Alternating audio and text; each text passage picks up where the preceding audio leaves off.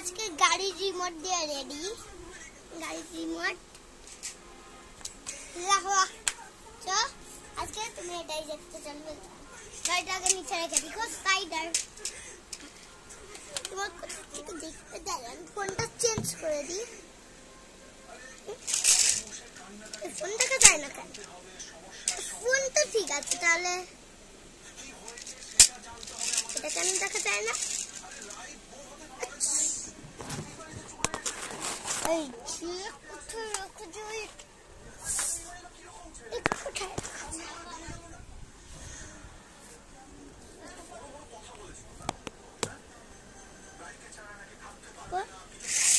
ফোনটা দেখা যাচ্ছে? এই যে গাড়িটা দেখা যাচ্ছে। গাড়িটা কোথায় রাখবো বলেন তো?